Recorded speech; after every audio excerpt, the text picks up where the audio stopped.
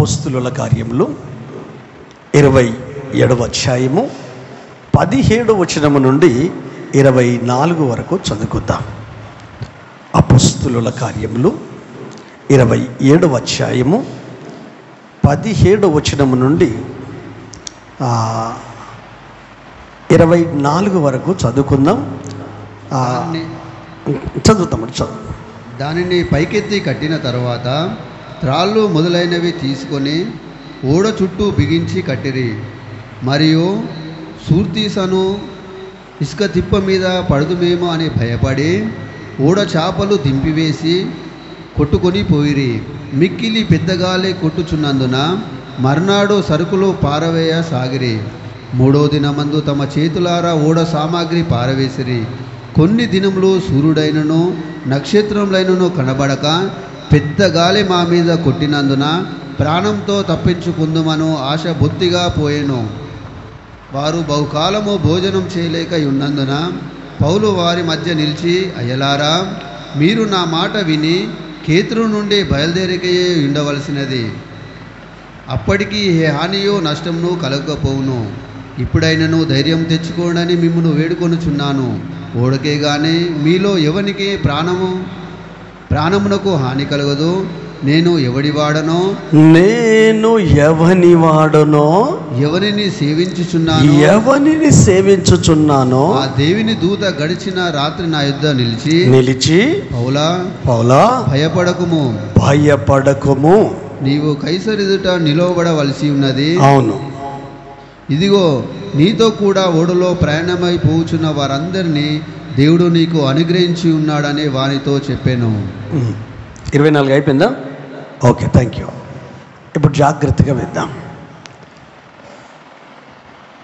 దేవుడు పౌలును దర్శించిన తర్వాత, అంతకుముందు సౌలు, టోటల్ తన లైఫ్ ట్రాన్స్ఫార్మ్ అయిపోయింది. మామూలు ట్రాన్స్ఫార్మ్ అయిపోవాలి. మతనిష్ట కలిగిన ఈ వ్యక్తి ఈ మతంలో ఉన్న వారిని హింసించాలని ప్రధాన యాజకుల చేత అధికార పత్రములు పొందుకొని ఈ మార్గమందున్న వారిని పాడు చేయాలని కంకణం కట్టుకొని స్త్రీలను పురుషులను ఇంటింట చొచ్చి స్త్రీలను పురుషులను ఈడ్చుకొచ్చి సంఘమును పాడు చేయుచుండెను. కానీ ఆకాశమందున్న దేవుడు దమస్కా పట్టణంలో ఈ సౌలును దర్శించాడు. మిట్ట మధ్యాహ్నం పట్టపగటీలి వెలుగుండగానే ఇంకో దేదీప్యమానమైన వెలుగు అక్కడికి వచ్చేసింది. తనతో ఉన్న వాళ్ళందరూ కింద పడిపోయారు. ఎవ్వరికీ ఆయన స్వరం వినపడలేదు. సౌలుకు మాత్రమే స్వరం వినబడింది. సౌలా సౌలా, నీవు నన్నేలా హింసించుచున్నావు అంటే, ఆల్రెడీ బయర్లుగా అమ్మాయి గుడ్డోడైపోయాడు. మిగతా వాళ్ళు ఆ క్షణం పాటు వాళ్ళకేం తెలియట్లేదు. కానీ కండ్లు కనిపించకపోయినా నువ్వెవడవు ప్రభు అంటున్నాడు. యేసయ్య జవాబు చూడండి, నీవు హింసించుచున్న యేసును. హల్లెలూయా. ఈ వ్యక్తి ఏ వ్యక్తిని హింసించి ఏ సంఘాన్ని పాడు చేస్తున్నాడో, నేను మనుషులు కదా ఇబ్బంది పెట్టింది, పాడు చేసింది, ఈ మార్గంలో ఉన్నవారిని, ఆ యేసయ్య ఏం చేశాడంటే, నువ్వు హింసించే యేసు నేను. కళ్ళు మూసుకున్నాడు. ఏం జరిగిందో తెలియదు. ఆ క్షణంలో దర్శనం చూస్తున్నాడు. ఒక వ్యక్తి సౌలు దగ్గరికి వచ్చి తల మీద చేతులుంచి ప్రార్థన చేసినట్టు మీరు ఇంటికి వెళ్ళిన తర్వాత అపోస్తులుల కార్యము 9వ అధ్యాయం మొదటి నుండి కొన్ని వచనాలు చదువుకొని ఇంటికి వెళ్ళిన తర్వాత ఇప్పుడు బైబిల్ తెరవకండి. ఈ సంఘటన అంతా అందులో ఉంటుంది. అపోస్తుల కార్యం 9వ అధ్యాయం మొదటి నుంచి ఉంటుంది. అయితే అననీయ అన్న వ్యక్తితో దేవుడు మాట్లాడతాడు. తార్షు వాడైన సౌలు తిన్నని తినబడినవి ఈ వీధిలో ప్రార్థనలో ఉండి దర్శనం పొందుకుంటున్నాడంటే ఈ దైవజనుడు అంటాడు, అయ్యా నువ్వు సౌలు గురించా మాట్లాడేది? పరిశుద్ధులను యెరూషలేములో ఎంత హింసించాడో మాకు తెలుసు, నువ్వు పొరపడుతున్నావు. హల్లెలూయా. అంటే నాయన నేను పొరపడట్లేదు. ఎందుకని మంచిది? 13వ వచనం నుండి చదువు. 9వ అధ్యాయం 13వ వచనం నుండి. అందుకు అననీయ, ప్రభువా, ఈ మనుషుడు యెరూషలేములో నీ పరిశుద్ధులకు ఎంతో కీడు చేసి ఉన్నాడని అతని గూర్చి అనేకుల వలన వింటిని. అవును. ఇక్కడను నీ నామమును బట్టి ప్రార్థన చేయి వారందరినీ బంధించుటకును అతడు ప్రధాన యాజకుల వలన అధికారం పొంది ఉన్నాడని ఉత్తరం ఇచ్చాను. అందుకు ప్రభువు నీవు వెళ్ళుము అన్యజనుల ఎదుటను రాజుల ఎదుటను ఇజ్రాయేలుల ఎదుటను నా నామమును భరించుటకు ఇతడు ఏర్పరుచుకొనిన సాధనమై ఉన్నాడు. ఏంటట? నా నామమును భరించుటకు. మరలో అదే వచనం చదువు. ఇజ్రాయేలు ఎదుటను నా నామము భరించుటకు ఇతడు నేను ఏర్పరచుకున్న సాధనమై ఉన్నాడు. ఇతడు నా నామము కొరకు ఎన్ని శ్రమలు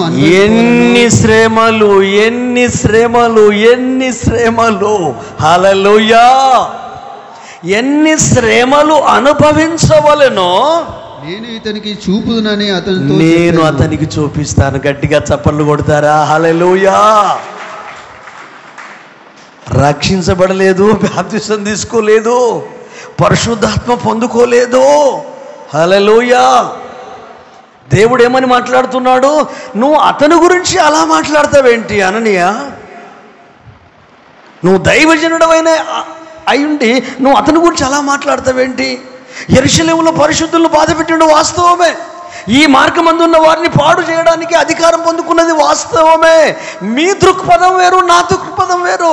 మన రక్షణ జీవితాల్లో రక్షించబడిన ప్రతి కుటుంబం ఎడల నీ ఆలోచన వేరే, నీ కుటుంబం ఎడల ఉన్న దేవుని ఆలోచన వేరే.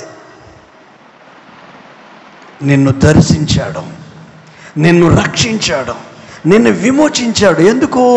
ఆయన నామాన్ని భరించడం కొరకు. ఎందుకు? నువ్వు రాజుల ఎదుట, అధికారుల ఎదుట, ఇశ్రాయేళ్ల ఎదుట యేసుక్రీస్తు కొరకు సాక్షిగా ఉండాలి. సాక్షిగా ఉండాలంటే నన్ను, ఆ మాట మరోసారి చదువు. ఇప్పుడు ఏది? శ్రమలు గురించి.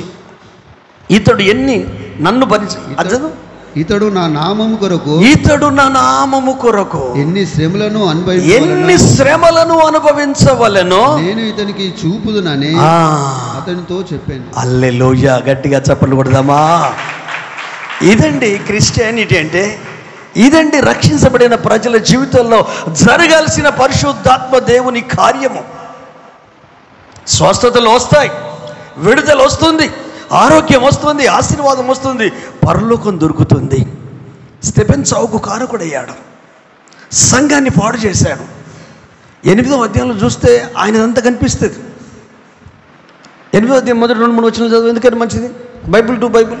ఆ కాలమందు యెరూషలేములోని సంఘమునకు యెరూషలేములో సంఘమునకు అంటే విశ్వాసులకు, పరిశుద్ధులకు, రక్షింపబడిన వారికి గొప్ప హింస కలిగినందున అపోస్తులు తప్ప అందరూ యూదయ సమరయ దేశముల యందు చెదిరిపోయిరే. భక్తి గల మనుషుల్లో స్టెఫెనును సమాధి చేసి అతని గూర్చి బహుగా ప్రలాపించిరి. సౌలైతే ఇంటింట జొచ్చి పురుషులను స్త్రీలను ఈడ్చుకొని పోయి చెరసాల్లో వేయించి సంఘంను పాడు చేయుచుండెను. గట్టిగా చప్పట్లు కొడదామా? హల్లెలూయా. క్రైస్తవం అంటే ఏంటో తెలియదు, రక్షణ అనుభవం అంటే ఏంటి? బైబిల్ ప్రకారంగా వెళ్తే నీవు ఆయన నామాన్ని భరించాలి, నువ్వు శ్రమలు సహించాలి. హింస కలిగింది సంఘానికి. అందుకే 9వ అధ్యాయంలో ఏమంటున్నాడు తెలుసా? నువ్వు నన్ను హింసిస్తున్నావు అంటున్నాడు. సంఘం అంటే శరీరం, శిరస్సు అంటే క్రీస్తు. శరీరానికి నొప్పి కలిగితే పెయిన్ ఎవరికి తెలుస్తుంది? గాయం కలిగితే శరీరానికి గాయం కలిగితే నొప్పి ఎక్కడ తెలుస్తుంది? బ్రెయిన్కు బ్రెయిన్కు మెదడుకు తలకే తెలుస్తుంది బాధ. ఆ అవస్థ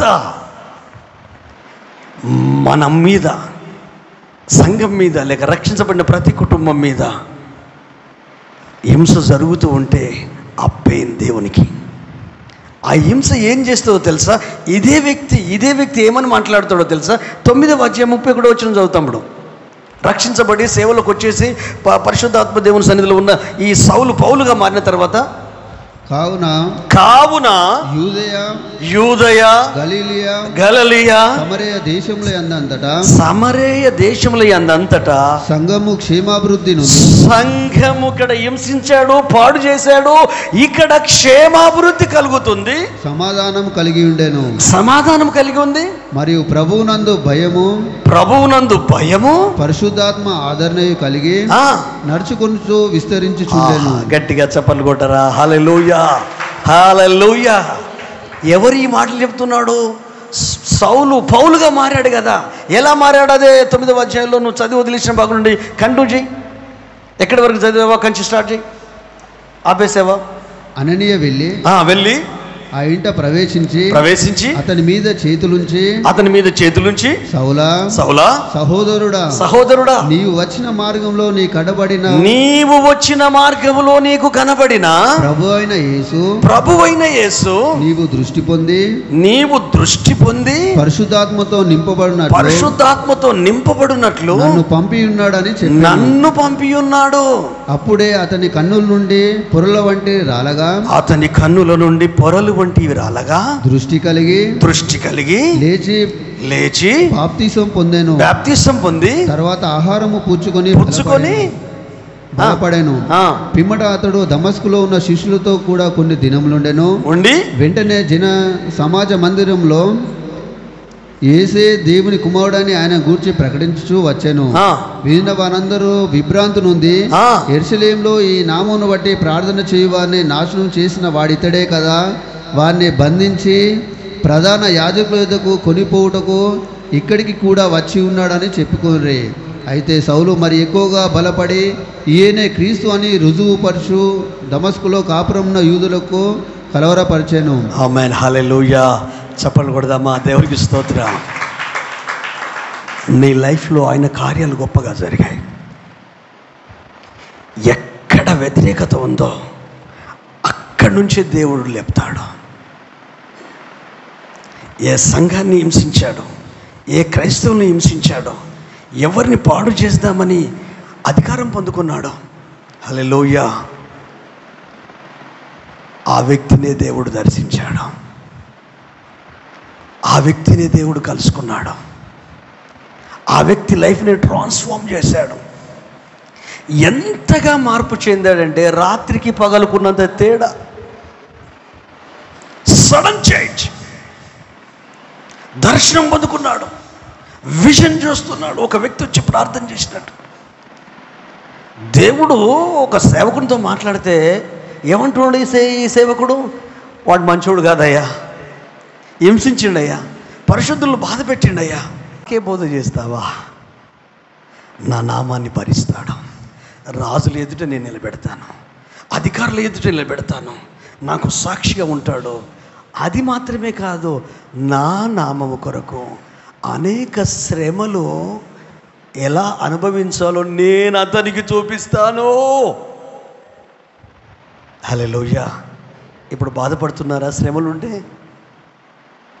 ఒక ఆయన ఉన్నాడు. హల్లెలూయా. ఆయనకి తెలియకుండా ఏ శ్రమ నీకు రాదు. అంటే వచ్చి అంటాడు చేతులుంచి, సౌలా సహోదరుడా, మార్గమందు దేవుడు నిన్ను దర్శించాడు కదా, ఆ దేవుడే నన్ను పంపించాడు. నువ్వు దృష్టి పొందుతావు. పొరలు రాలిపోయాయి. హల్లెలూయా. బాప్తిసం తీసుకున్నాడు, పరిశుద్ధాత్మ వదుకున్నాడు, ఆత్మీయులతో కొంతకాలం ఉన్నాడు, శిష్యులతో. ఆ తర్వాత ఏ యేసు నివసించాడో, ఏ యేసు సంఘాన్ని బాధ పెట్టాడో, ఆ యేసే దేవుని కుమారుడని మాట్లాడడం ప్రారంభించాడు. యెరూషలేములో ఉన్న ప్రజలంతా పిచ్చోళ్ళు అయిపోయారు. ఏంట్రా బాబు, మొన్నటి వరకు ఎలా ఉండే, నిన్నటి వరకు ఎలా ఉండే, అధికారం పొందుకొని పత్రాలు పొందుకొని వచ్చాడు. స్టెఫెన్ చావు కారకుడు. ఒరే నాయన, అది గతం. హల్లెలూయా. వాళ్ళు కలవరపడుతున్నారు. క్లారిటీ లేని వాళ్ళు కలవరపడతారు. కన్ఫ్యూజన్లో ఉన్న వాళ్ళు కలవరపడతారు. ఇతనికి క్లారిటీ ఉంది. అతన్ని రక్షించింది ఎవరో, విమోచించింది ఎవరో, దర్శించింది ఎవరో, ఆ గర్వపు పొరలు రాలిపోయి ప్రభుని హత్తుకొని ఏ మార్గాన్ని, ఏ సంఘాన్ని హింసించాడో, ఆ హింసించే సంఘము కొరకు ఎన్ని శ్రమలు అనుభవించాడో. యేసు ప్రభు కంటే ఎక్కువ శ్రమలు అనుభవించాడు. అగో ఆ వ్యక్తి ఇక్కడ ఏమని మాట్లాడుతున్నాడు? నేను 23వ వచనం, 27వ అధ్యాయం, 23వ వచనం, 22, 23. ఇప్పుడైనను ధైర్యం తెచ్చుకొనుడి, మిమ్మును వేడుకొనుచున్నాను.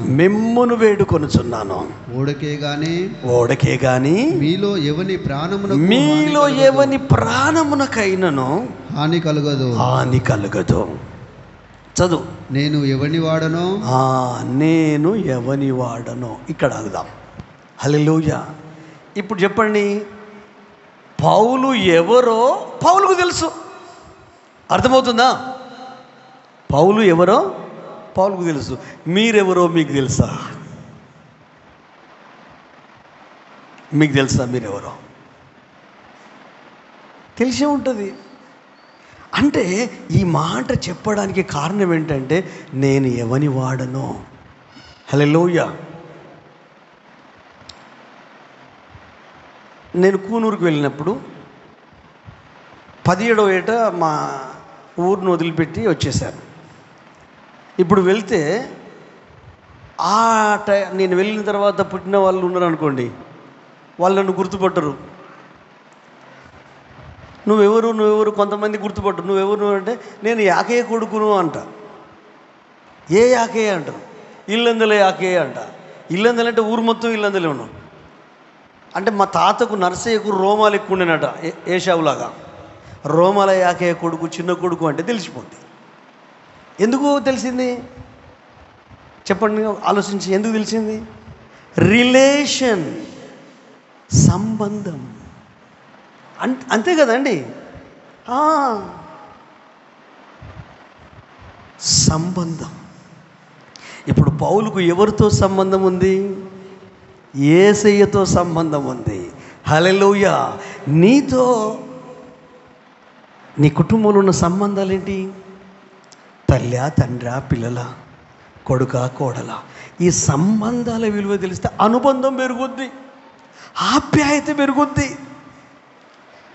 ఎందుకంటే కుటుంబం అనేది, ఫ్యామిలీ అనేది ఒక సంబంధాల సమూహం.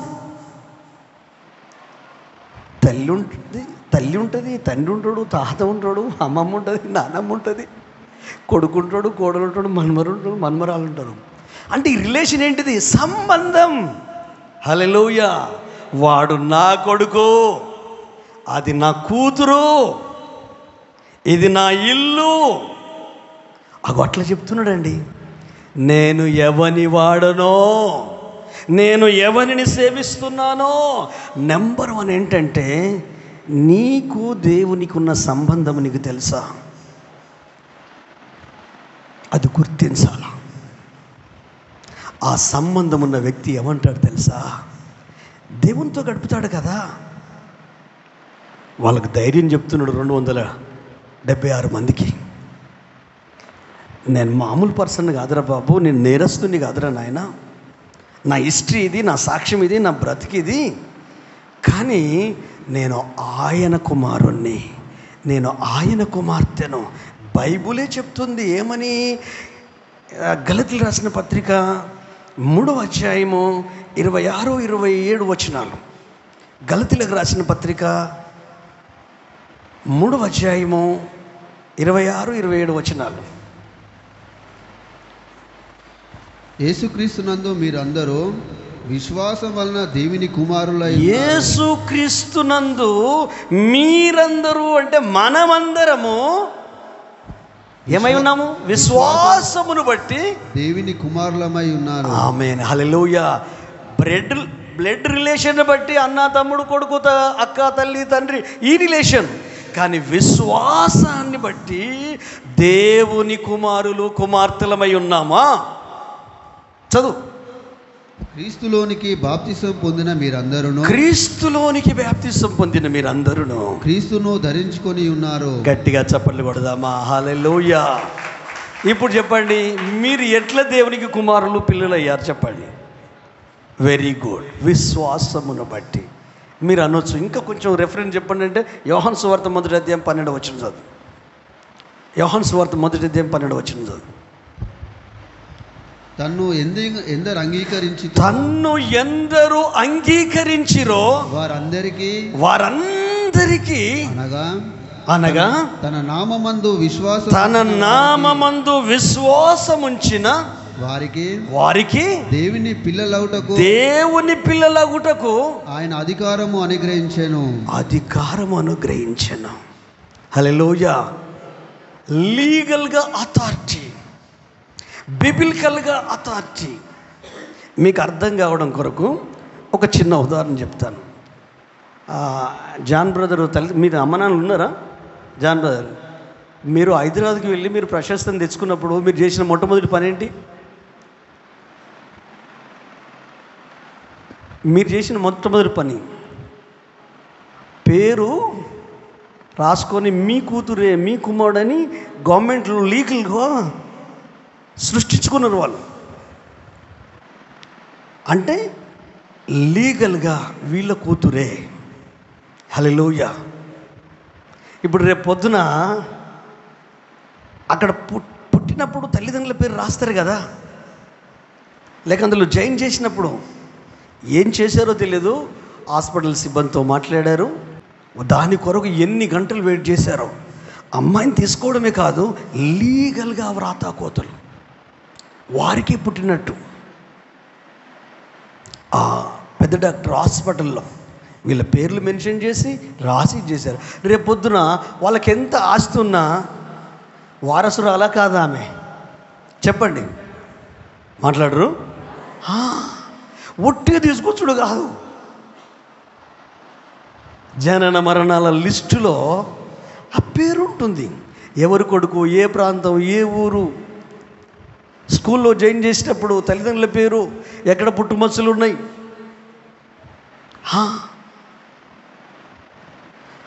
వాక్యానుసారంగా యేసుక్రీస్తును అంగీకరించాం. ఎలా?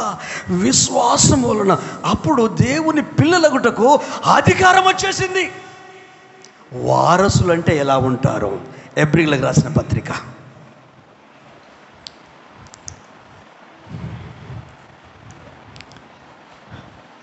12వ అధ్యాయము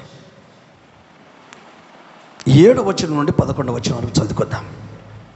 శిక్షాఫలము పొందుటకై మీరు సహించుచున్నారు. అవును, దేవుడు కుమారుడుగా మిమ్మల్ని చూచుచున్నాడు. దేవుడు మనల్ని కుమారులుగా కుమార్తెలుగా వారసులుగా చూస్తున్నాడు. తండ్రి శిక్షింపని కుమారుడెవడు? తండ్రి శిక్షింపని కుమారుడెవడు? కుమారులైన వారందరూ శిక్షలో పాలు పొందుచున్నారు. మీరు పొందనేడల దుర్బీజులే గాని కుమారులు కారు. దుర్బీజులు అంటే మీకు తెలుసా? దుర్బీజులు అంటే తెలుసా? అక్రమ సంతానం, తండ్రికి పుట్టినోళ్ళు కాదు అన్నట్టు. మన పరలోకపు తండ్రి ఏమంటుండంటే, భౌతికంగా ఉన్న తండ్రి పిల్లలు శిక్షిస్తాడు. ఒకవేళ మీ కుమారుణ్ణి శిక్షించకపోతేనట దేవునికి విరోధట. బెత్తము వాడని కుమారుడు తండ్రి దేవునికి విరోధట. శిక్షాఫలము పొందుకున్నటకే మీరు శిక్షించబడతారు. మీరు కుమారులు అయితే శిక్షించబడతారు. అంటే భౌతికంగా ఉన్న తల్లిదండ్రులము మన పిల్లల్ని శిక్షిస్తామా లేదా, మన పిల్లల్ని కొడతామా లేదా, వాళ్ళని సరి చేయడానికి. బయట ఉన్న కొడితే ఏం చేస్తాడు? నువ్వెవడరా నా కొడుకుని కొట్టడానికి, నీకేం హక్కు ఉందిరా నా బిడ్డను కొట్టడానికి అనడానికి అంటమానమా? రేపొద్దున మన ప్రభు కూడా అంటాడు. హల్లెలూయా, హల్లెలూయా. సైతాన్తో మాట్లాడతాడు. ఈరోజు నేను మాట్లాడే అంశం ఏంటంటే సంబంధం. నేనెవని వాడనో. హల్లెలూయా.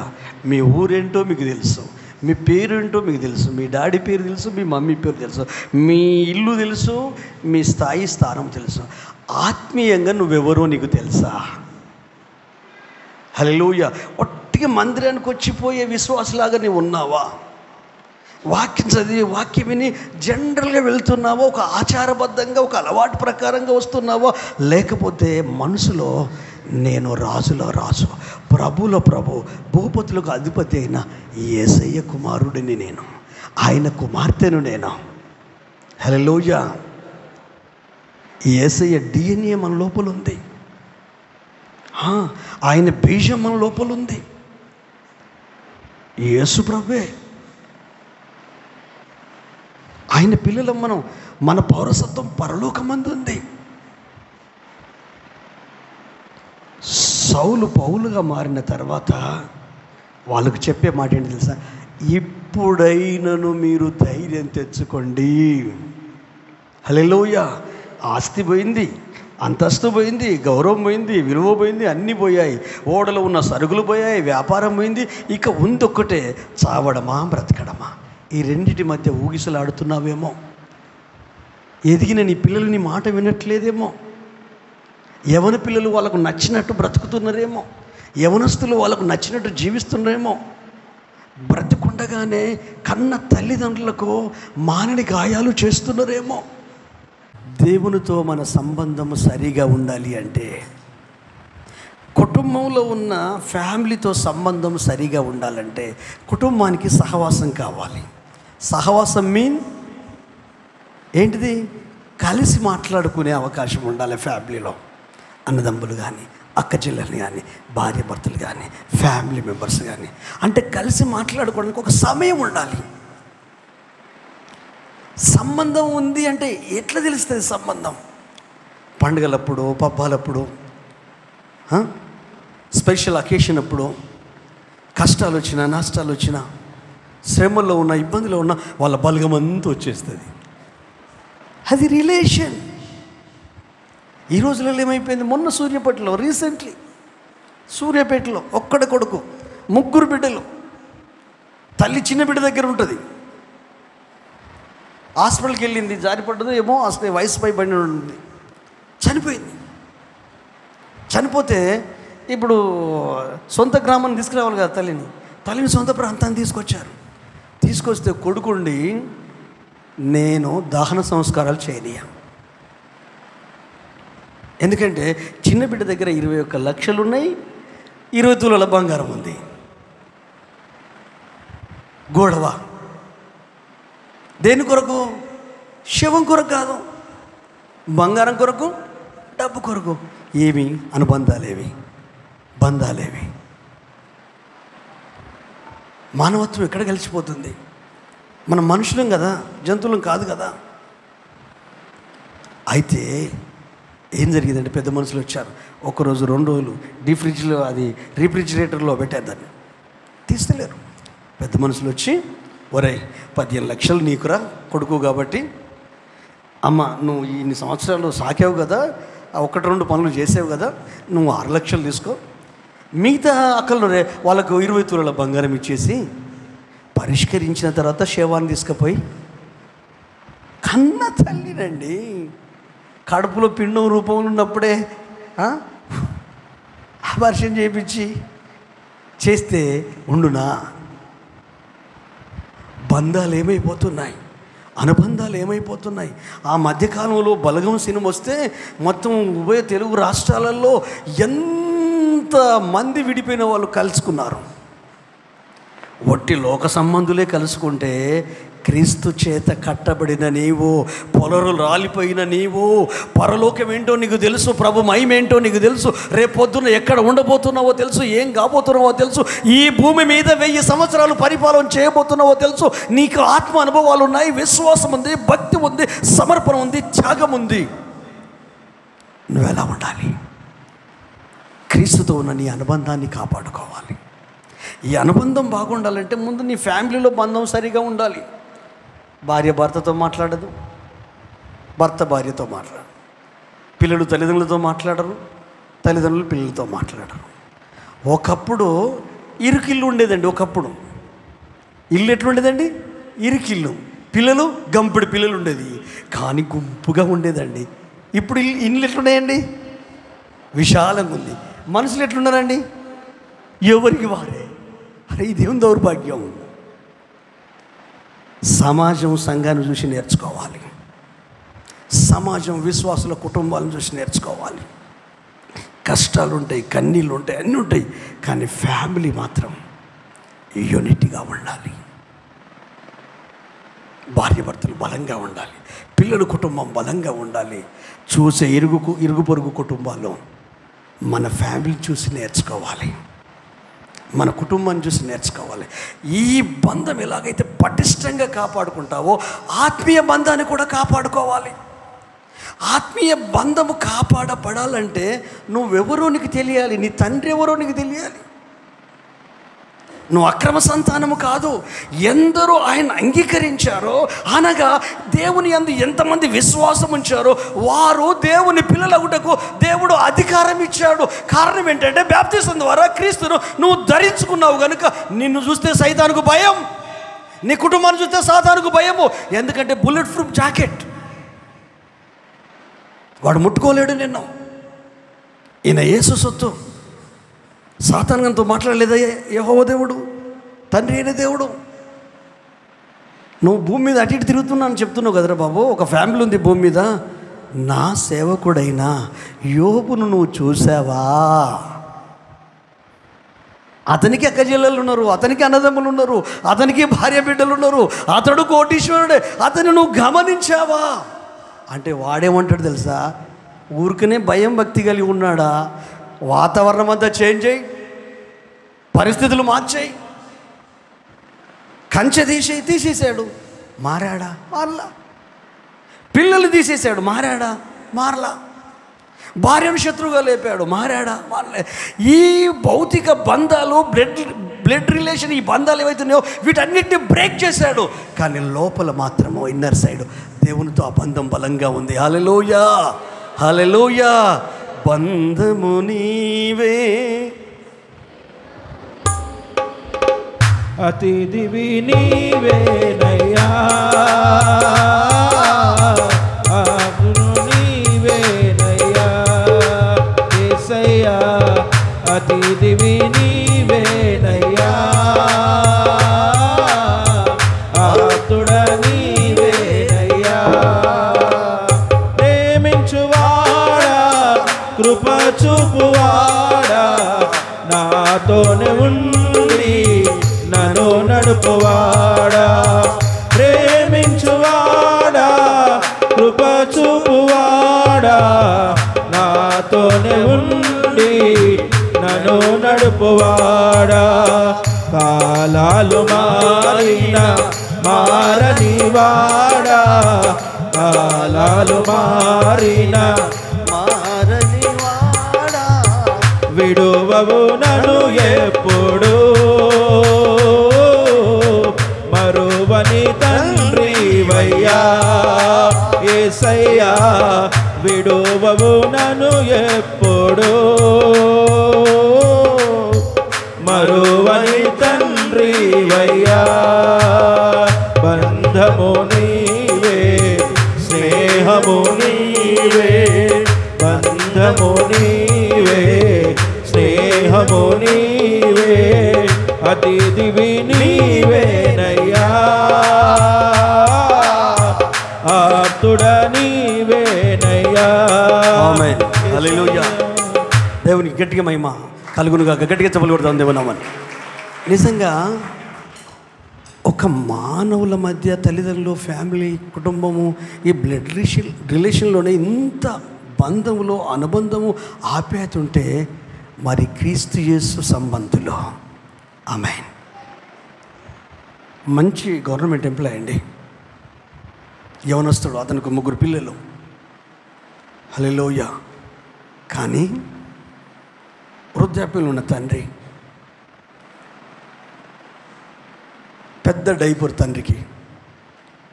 ఎందుకంటే శక్తి లేదు, బలహీన అయిపోయాడు.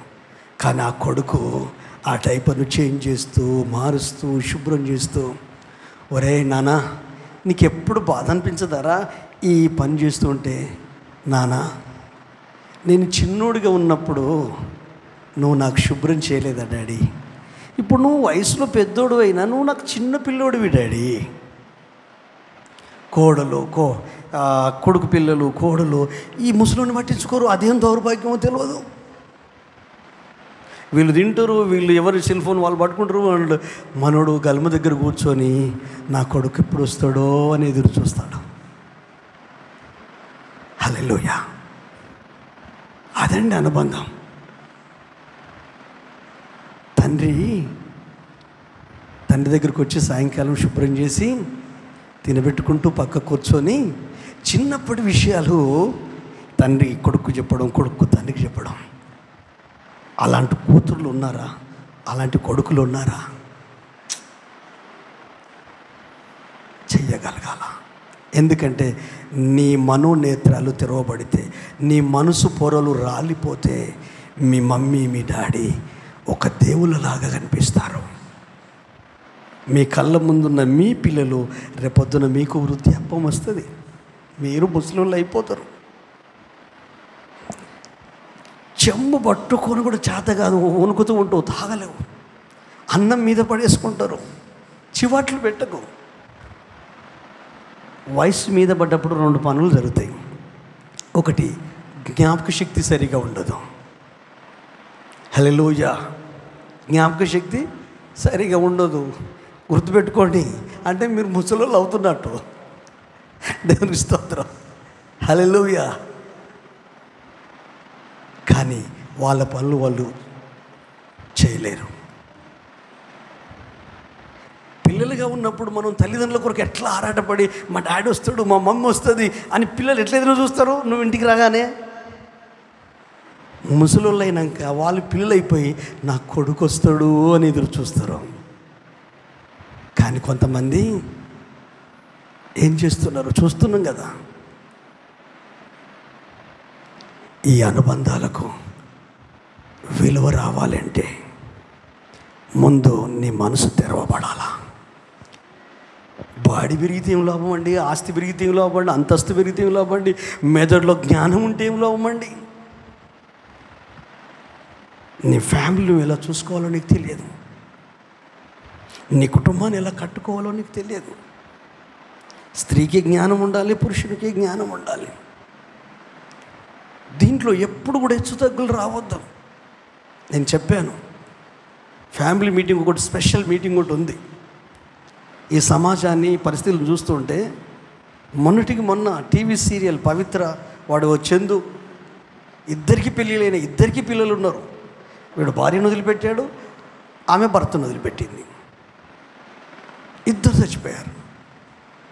ఇవి మీకు తెలుస్తాయి, ఎందుకంటే సీరియల్ దృష్టిలో చాలామంది ఉన్నారు కదా అభిమానులు. హల్లెలూయా. నీదేం రిలేషన్షిప్? దేవునితో సంబంధం ఉన్న వ్యక్తి ఎలా ఉంటాడో చెప్పనా? తీయండి యోహాను పత్రిక, మొదటి యోహాను పత్రిక 4వ అధ్యాయం 5వ అధ్యాయము, మొదటి యోహాను పత్రిక 5వ అధ్యాయము 18-19 వచనాలు చదువుకుందాం. యోహాను రాసిన దేవుని మూలంగా పుట్టి ఉన్నవాడెవడును, దేవుని మూలముగా పుట్టి ఉన్నవాడు ఎవడు పాపము చేయడు. దేవుని మూలంగా పుట్టినవాడు తన్ను భద్రము చేసుకొను గనుక దుష్టుడు వానిని ముట్టడు. మనము దేవుని సంబంధులము, లోకమంతయు దుష్టుని అందున్నదని ఎరుగుదము. హల్లెలూయా. దేవుని మూలంగా పుట్టిన ఏ వ్యక్తి పాపము చేయడు. పాపం అంటే ఆజ్ఞాతిక్రమం. పాపం అంటే నీకు నచ్చినట్టు బ్రతకడం, నీకు ఇష్టం వచ్చినట్టు జీవించడం. పాపం అంటే నిన్ను కన్న తండ్రిని బాధ పెట్టడం. అంటే దాని అర్థం యేసయ్య వాక్యానికి విరుద్ధంగా ఉండడం, యేసయ్య లేఖనాలకు విరుద్ధంగా ఉండడం. నిన్ను రక్షించి, నీ కొరకు ప్రాణమిచ్చి, నిన్ను విమోచించి, నిన్ను పరలోకం చేర్చి, నిన్ను పెంచి పెద్ద చేసి విద్యాబుద్ధులు నేర్పించే కన్న తల్లిదండ్రులకు విరుద్ధంగా ఉండడం అంటే పాపమే అది. హల్లెలూయా. పాపము చేయు ప్రతి వాడు దుష్టుడు పట్టుకుంటాడు. దేవుని మూలంగా పుట్టినవాడు పాపం చేయడు. ఎందుకు? అతడు తన్ను తాను భద్రం చేసుకుంటాడు. తన మనసును భద్రం చేసుకుంటాడు, తన ఆలోచన భద్రం చేసుకుంటాడు, తన కుటుంబాన్ని భద్రం చేస్తాడు. దైవిక విధానాల్లో ఇప్పుడు అబద్ధం ఆడకుండా చెప్పండి, వాడు ఇంత అంత ఉంటాడు. నీ కొడుకు 6వ తరగతో 7వ తరగతో 8వ తరగతో 10వ తరగతో ఇంటర్మీడియటో 3rd క్లాసో 2nd క్లాసో. మీ పిల్లలు మీ మాటలు వింటానులేండి, అబద్ధం ఆడకుండా చెప్పండి. ఏదో జనరల్గా బతికేస్తున్నాం, ఏం చేస్తాం, ఏం చేయలేము. పిల్లల మీద మమకారం ఎక్కువ, ప్రేమ ఎక్కువ. కానీ కొంతమంది పిల్లలు పెళ్ళైనా పిల్లలున్నా, ఆ పెళ్ళైన పిల్లలకు పిల్లలు కలిగిన వాళ్ళ మమ్మీ డాడీ అంటే ఎంత గౌరవం అండి. అసలు వాళ్ళ దగ్గరికి పోయి చాలా విషయాలు నేర్చుకోవాలనిపిస్తే ఎట్లొచ్చింది ఇది? తల్లిదండ్రులే దానికి కారణం. వాళ్ళ తల్లిదండ్రులు వాళ్ళకు నేర్పించారు, ఆ తల్లిదండ్రులు వాళ్ళ పిల్లలకు నేర్పించారు, ఆ పిల్లలు వాళ్ళ పిల్లలకు నేర్పించారు. ఆ ఇంటికి వెళ్ళినా, ఆ కుటుంబం దగ్గరికి వెళ్ళినా ఒక ముచ్చటేస్తుంది. ఈ రోజులలో ఆ పరిస్థితులు ఉన్నాయండి, అన్నీ ఉన్నాయి. కానీ అనుబంధాలు కరువయ్యాయి, ఆత్మీయతలు కరువయ్యాయి. అందుకే నువ్వెవరో నీకు తెలియాలి. అపవాదికి సంబంధించిన వ్యక్తివా, క్రీస్తుకు సంబంధించిన వ్యక్తిగా, మడికొండ చర్చికి సంబంధించిన వ్యక్తివా, మీ పాస్టర్ యోహాన్ పాస్టరా, లేకపోతే యేసేకి సంబంధించిన వ్యక్తివా? ఏం చెప్తారు చెప్పండి? అది రైట్. హల్లెలూయా. ఇప్పుడు 4 రోజులు మీరు వస్తారు, నచ్చకపోతే బంద్ అవుతారు. నాకు ఉండాల్సింది చెప్పుకుంటా, తర్వాత దేవుడు తీసుకుంటా అనుకో. కానీ దేవుడు ఎప్పటికి ఉంటాడండి. హల్లెలూయా. మన విశ్వాసం ఆయన మీదనే. విశ్వాసమునకు కర్త, దాన్ని కొనసాగించే యేసు వైపు చూచుచు ఓపికతో పరుగు పందెంలో పరిగెత్తాలా. మన మనోనేత్రాలు తెరవబడాలా.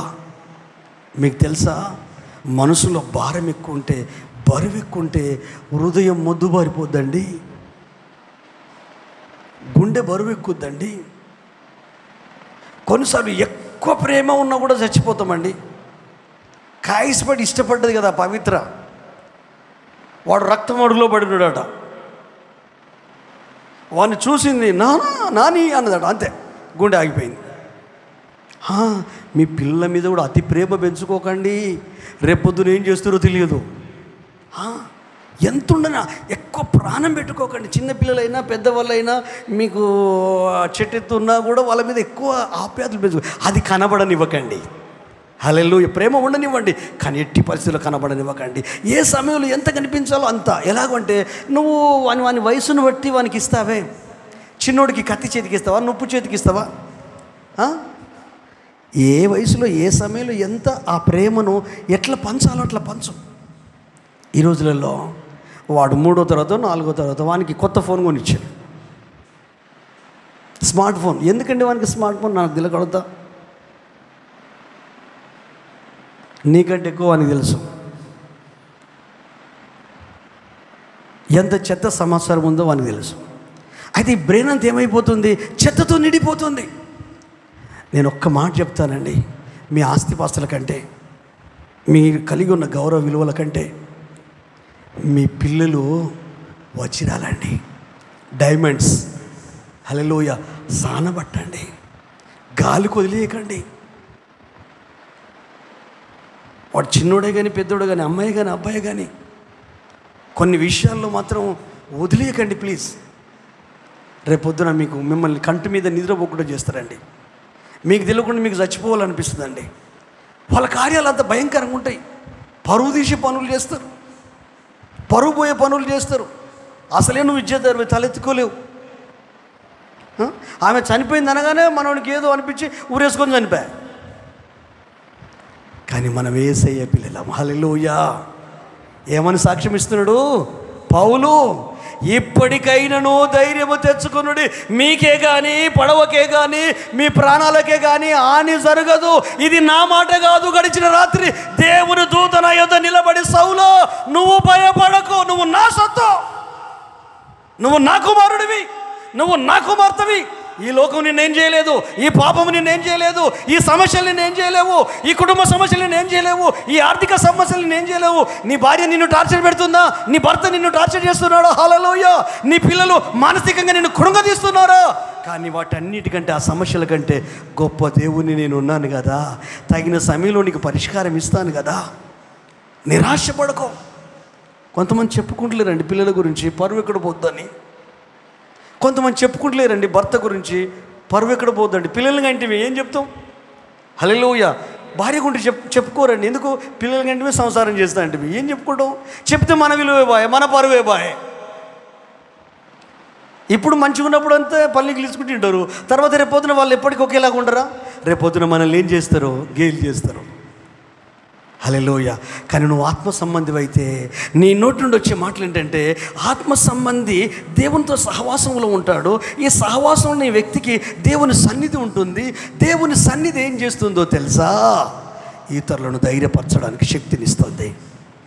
276 మందిని ఇప్పటికైనా, ఇక జరిగిపోయిందేమో జరిపోనివ్వండి, చేయదడిపోయిందే చేయబడిపోయి, ఇప్పటికైనా మీరు ధైర్యంగా ఉండండి. హల్లెలూయా. మీ పిల్లల విషయంలో ధైర్యంగా ఉండండి, మీ కుటుంబ విషయంలో ధైర్యంగా ఉండండి, మీ ఫ్యామిలీ విషయంలో ధైర్యంగా ఉండండి, మీ ఇంటి విషయంలో ధైర్యంగా ఉండండి. ఎందుకంటే నీ సంబంధం క్రీస్తుతో సరిగా ఉంది కదా, యేసుతో సరిగా ఉంది కదా, ప్రభుతో సరిగా ఉంది కదా, ఆత్మలో నువ్వు సరిగా ఉన్నావు కదా, వాక్కులో నువ్వు సరిగా ఉన్నావు కదా, విశ్వాసంలో ఉన్నావు కదా, భక్తిలో ఉన్నావు కదా, సమర్పణలో ఉన్నావు కదా, ఆయనతో అత్తుకొని జీవిస్తున్నావు కదా.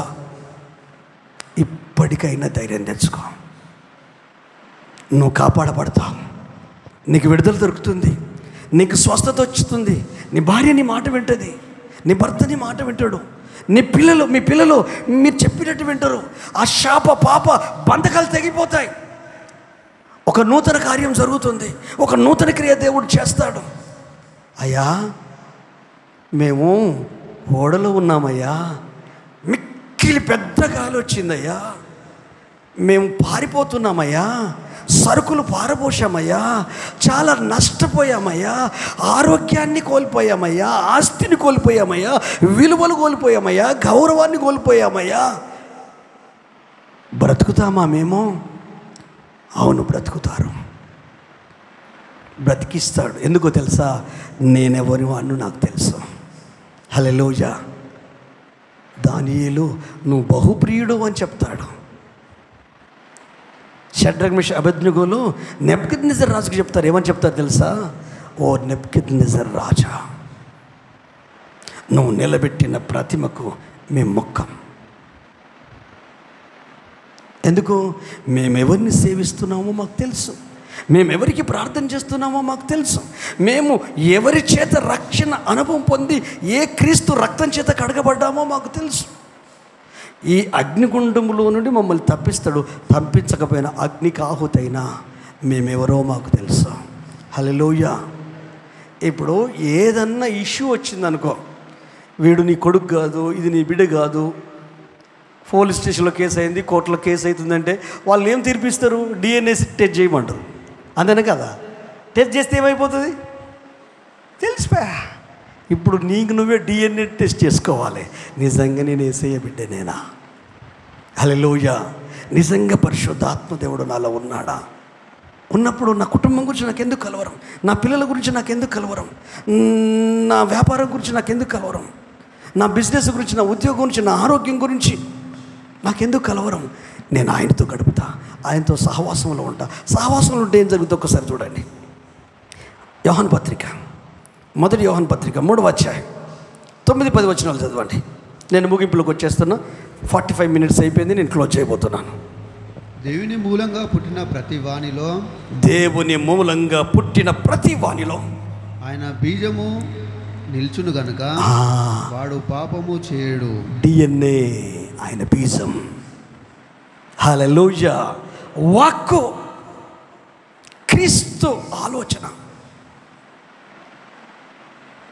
దేవుని మూలముగా పుట్టిన ప్రతి వానిలో ఆయన బీజం, సీడ్, విత్తనం, కణం, వాక్య కణం. 10వ వచనం, దీనిని బట్టి దేవుని పిల్లలెవరో అపవాది పిల్లలెవరో తేటపడును. ఆమేన్. హల్లెలూయా. నిజంగా యేసుక్రీస్తు మనకు దొరకడం ద్వారా మనమందరము విశ్వాసము ద్వారా లీగల్గా అథారిటీ ప్రకారంగా అధికారికంగా ఆయన పిల్లలమైపోయాం. మన మీద సాతానుడు ప్రభుత్వం చేయడు, సమస్యలు ప్రభుత్వం చేయి, పరిస్థితులు ప్రభుత్వం చేయి. ఆ పరిస్థితులలో నుండి విడిపించడం కొరకు, ఇతరులను కాపాడడం కొరకు పౌలులాగా నిన్ను వాడుకుంటాడు. వాడుకుంటాడు. నీ కుటుంబం కొరకు నిన్ను వాడుకుంటాడు, నీ పిల్లల కొరకు నిన్ను వాడుకుంటాడు. ఆ ధైర్యంతో, విశ్వాసంతో ముందుకు నడిపిస్తూ ఉంటాడు. అలాగే ఎన్నిటి నుంచి నిన్ను విడిపించాడు, ఈరోజు ఈ స్థాయి దాకా తీసుకొచ్చాడు. ఎన్ని ఎదుర్కొన్నావు విశ్వాసంతో, సమర్పణతో. అప్పుడు నీకు వచ్చిన కష్టం నీవు తప్ప ఎవరు లేరు.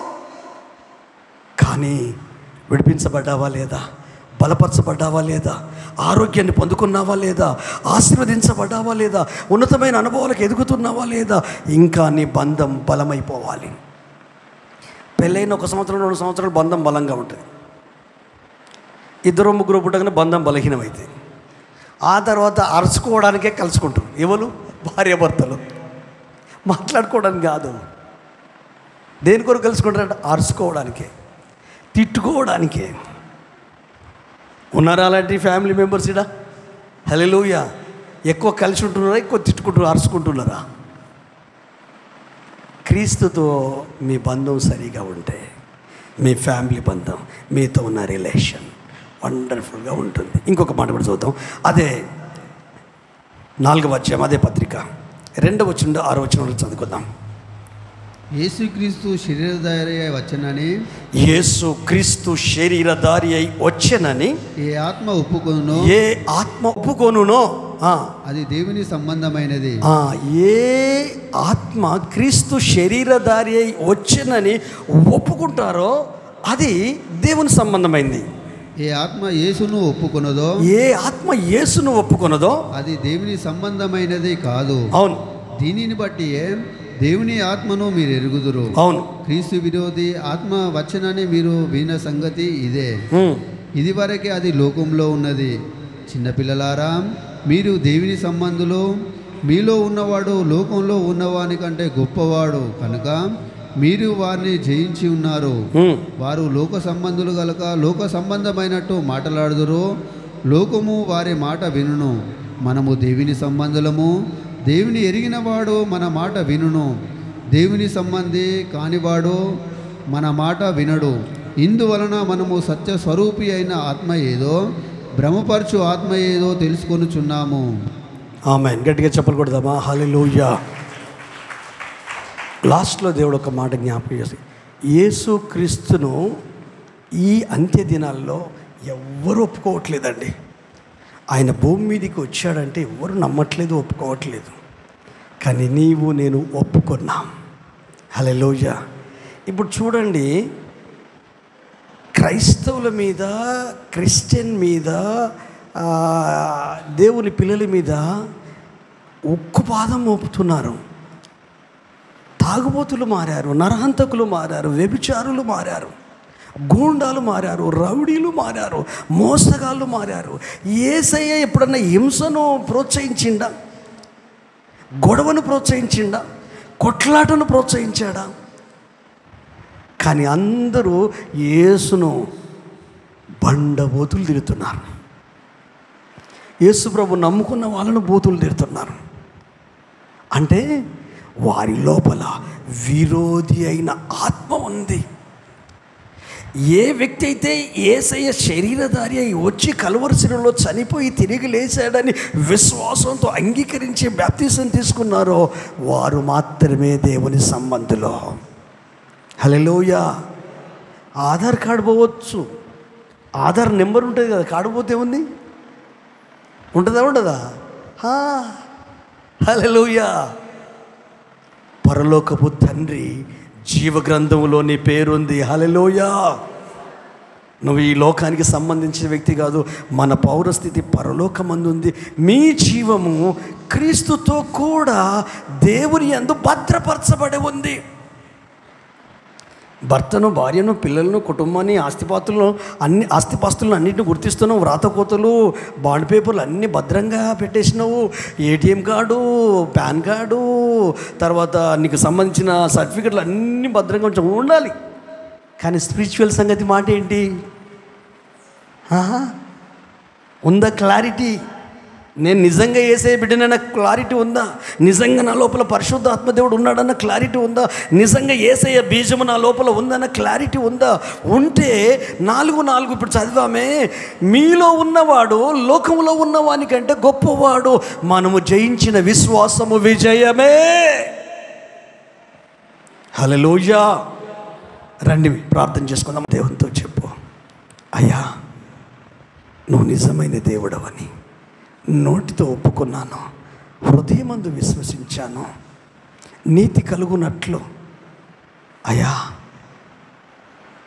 బహిరంగంగా బాప్తిసం తీసుకున్నాను, పరిశుద్ధాత్మ సంచకరువుగా అనుగ్రహించాం, నా పేరు జీవగ్రంథంలో లిఖించబడింది, నేను పౌరసత్వం పరలోకానికి సంబంధించిన పౌరుని, నేను ఈ లోకం నాకు కాదు.